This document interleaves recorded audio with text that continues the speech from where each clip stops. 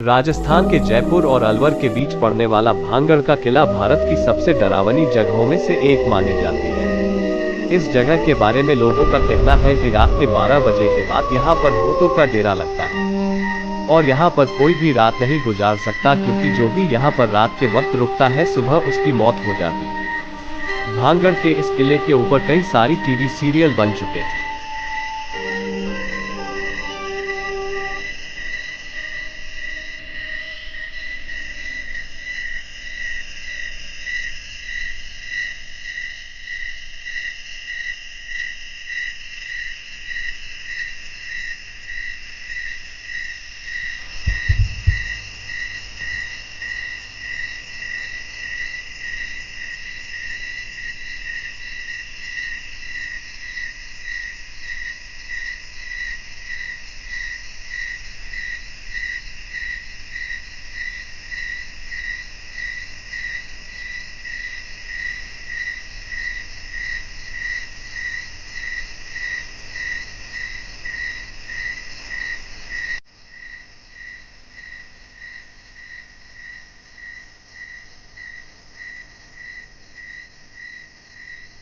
भानगढ़ किले को साल 1573 में आमेर के राजा भगवंत दास ने अपने छोटे बेटे माधो सिंह के लिए बनवाया था।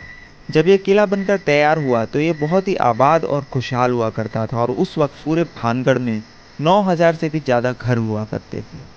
मगर फिर अचानक से ऐसा क्या हुआ कि एक हंसता खेलता शहर खंडहर में बदल गया और आज लोगों के बीच भानगढ़ किले का इतना खौफ है कि लोग वहाँ दिन में भी जाने से कतराते हैं। बकायदा भारतीय पुरातत्व विभाग, जो कि इस किले की देखरेख का काम करती है, उसने एक बोर्ड पर यह साफ साफ लिखवा रखा है कि सूरज निकलने से पहले और सूरज डूबने के बाद किसी भी इंसान का इस किले में जाना सख्त मना है।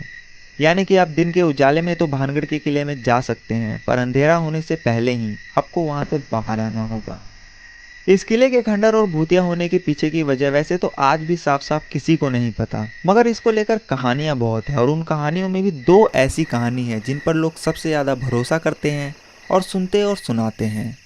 इनमें से जो पहली कहानी है वो गुरु बालूनाथ से जुड़ी हुई है। कहते हैं कि जब आमेर के राजा भगवंत दास भानगढ़ किले को बनवा रहे थे तो वहीं कुछ दूरी पर गुरु बालूनाथ नाम के एक योगी तपस्या किया करते थे। जब उन्हें पता चला कि आमेर के राजा यहाँ पर एक भव्य किला बनवा रहे हैं तो उन्होंने राजा भगवंत दास के पास एक पैगाम भिजवाया और उन्हें अपने पास बुलवाया। उसके बाद जब राजा भगवंत दास गुरु बालूनाथ के पास पहुंचे तो उन्होंने राजा से कहा कि आप जिस किले को बनवा रहे हैं उससे मुझे कोई आपत्ति नहीं है, मगर एक बात का ध्यान रखना कि इस किले की ऊंचाई इतनी मत कर देना कि इसकी परछाई दिन के किसी भी वक्त जहाँ मैं तपस्या करता हूँ वहाँ तक पहुँचे और मुझे छुए। उन दिनों जितने भी साधु संत और महात्मा हुआ करते थे सभी बहुत सिद्ध हुआ करते थे और सभी का बहुत आदर किया जाता था और उनकी कही किसी भी बात को हल्के में नहीं लिया जाता था। इसलिए राजा भगवंत दास ने भी गुरु बालूनाथ की बात को सुनने के बाद ठीक वैसा ही किया और भानगढ़ किले के किसी भी भाग की ऊंचाई इतनी नहीं की कि उसकी परछाई गुरु बालूनाथ तक पहुंच सके। गुरु बालूनाथ की इस बात का ख्याल अगली 2 पीढ़ी तक तो रखा गया, मगर कहते हैं कि जब तीसरी पीढ़ी ने भानगढ़ की गद्दी संभाली तो उन्होंने इस बात को सीरियस नहीं लिया और गुरु बालूनाथ की दी हुई चेतावनी को अनसुना कर दिया। इसके बाद उन्होंने भानगढ़ किले को और ऊंचा करवा दिया, जिसकी वजह से उस किले की परछाई गुरु बालूनाथ तक पहुंच गई। जब भानगढ़ किले की परछाई ने गुरु बालूनाथ को छुआ तो उन्हें बहुत गुस्सा आया और उसी वक्त उन्होंने भानगढ़ को श्राप दिया कि भानगढ़ तबाह हो जाएगा। कहते हैं कि गुरु बालूनाथ के इसी श्राप के बाद भानगढ़ पर मुसीबत टूटी और पूरा भानगढ़ तबाह हो गया। इसके अलावा ये भी कहा जाता है कि 1783 में जो चालीसा अकाल आया था, जिसमें कि मरने वालों का आंकड़ा करोड़ों में था, वो अकाल गुरु बालूनाथ के श्राप की वजह से ही आया था, जिसने भानगढ़ समेत पूरे उत्तर भारत के करोड़ों लोगों को भूखा मरने पर मजबूर कर दिया था। बाद में ऐसा नहीं है कि किसी और ने वहाँ बसने की कोशिश नहीं की, बल्कि कई लोगों ने भानगढ़ में बसना चाहा। कई लोगों ने वहाँ नए मकान बनाने की भी कोशिश की, मगर कहते हैं कि जो भी वहाँ मकान बनाता है उसकी छत कभी नहीं टिकती और हमेशा गिर जाती है और लोगों का मानना है कि ये सब भानगढ़ के श्रापित होने की वजह से ही होता है। अब दूसरी कहानी जिस पर लोग सबसे ज़्यादा विश्वास करते हैं वो कहानी जुड़ी है एक राजकुमारी से। कहते हैं कि एक वक्त जब भानगढ़ बहुत ही आबाद और खुशहाल हुआ करता था, तब इस किले के महल में एक राजकुमारी रहा करती थी जिनका नाम था रत्नावती। राजकुमारी रत्नावती बेइंतहा खूबसूरत थी और उनकी सुंदरता के चर्चे दूर दूर तक फैले थे। जिसकी वजह से आए दिन बड़े बड़े राजाओं की शादी के न्योते आते ही रहते थे। मगर इन राजाओं के अलावा एक और शख्स जो राजकुमारी रत्नावती का दीवाना था, उसका नाम था सिंघिया। सिंघिया जो है वो एक तांत्रिक था और जब से उसने राजकुमारी रत्नावती को देखा तभी से वो उन पर बुरी तरह फिदा हो गया था और अब वो किसी भी तरह राजकुमारी रत्नावती को पाना चाहता था। मगर उसे पता था कि वो सीधे तरीके से कभी भी राजकुमारी को नहीं पा सकता, क्योंकि कहाँ वो शमशान में रहने वाला एक तांत्रिक और कहाँ वो महलों में रहने वाली राजकुमारी। इसलिए उसने राजकुमारी रत्नावती को हासिल करने के लिए एक दूसरा तरीका ढूंढ निकाला और अब बस वो सही मौके की फिराक में लग गया। एक दिन आखिरकार उसे ये मौका मिल ही गया। हुआ यह कि उस दिन राजकुमारी रत्नावती की एक दासी भानगढ़ के बाजार में आई। दरअसल वो दासी राजकुमारी के लिए बालों में लगाने वाला तेल खरीदने आई थी और तांत्रिक सिंघिया को किसी ऐसे ही मौके की तलाश थी। जब वो दासी राजकुमारी के लिए तेल खरीदकर वापस जाने लगी तो तांत्रिक सिंघिया ने उस दासी को किसी बहाने से रोक लिया और क्योंकि वो तंत्र मंत्र की विद्या में माहिर था, इसलिए जो तेल दासी ने राजकुमारी रत्नावती के लिए खरीदा उसने उस तेल के ऊपर चुपके से काला जादू कर दिया। उसके बाद जब वो दासी तेल लेकर राजकुमारी रत्नावती के पास पहुंची और जब वो तेल उसने राजकुमारी को दिया तो उस तेल को देखने के बाद राजकुमारी को कुछ शक हुआ। कहते हैं कि जो राजकुमारी रत्नावती थी वो भी बहुत ही सिद्ध थी, इसलिए तेल देखते ही उन्हें पता चल गया कि इस तेल पर किसी ने तंत्र मंत्र का इस्तेमाल किया है। फिर जब राजकुमारी ने अपनी दासी से पूछा कि बाजार में तुम्हें कोई मिला था क्या, तो उसने तांत्रिक सिंघिया के बारे में बताया। सिंघिया का नाम सुनते ही राजकुमारी को सारा माजरा समझ में आ गया और उन्होंने वो तेल की शीशी एक पत्थर पर दे मारी, जिसकी वजह से वो सारा का सारा तेल उस पत्थर पर बिखर गया। दरअसल तांत्रिक सिंघिया ने उस तेल पर ऐसा काला जादू किया था कि जो भी उस तेल को लगाता वो उस तांत्रिक के वश में हो जाता और खुद ब खुद उसके पास आ जाता। पर क्योंकि राजकुमारी ने शक की वजह से उस तेल का इस्तेमाल नहीं किया, इसलिए राजकुमारी तो बच गई। मगर जिस पत्थर पर वो तेल बिखरा उसी पत्थर के अंदर वो सारा का सारा जादू टोना समा गया, जिसकी वजह से हुआ ये कि अब वो पत्थर खुद ब खुद लुढ़क कर तांत्रिक सिंघिया की तरफ बढ़ने लगा। तांत्रिक सिंघिया ने जब देखा कि एक बड़ा सा पत्थर लुढ़कता हुआ बड़ी तेजी से उसकी तरफ बढ़ रहा है तो उसे सारी बात समझने में देर नहीं लगी। मगर इससे पहले कि वो कुछ करता वो पत्थर उसकी छाती पर चढ़ गया और क्योंकि वो पत्थर बहुत बड़ा था इसलिए अब उस तांत्रिक का जिंदा बच पाना नामुमकिन था।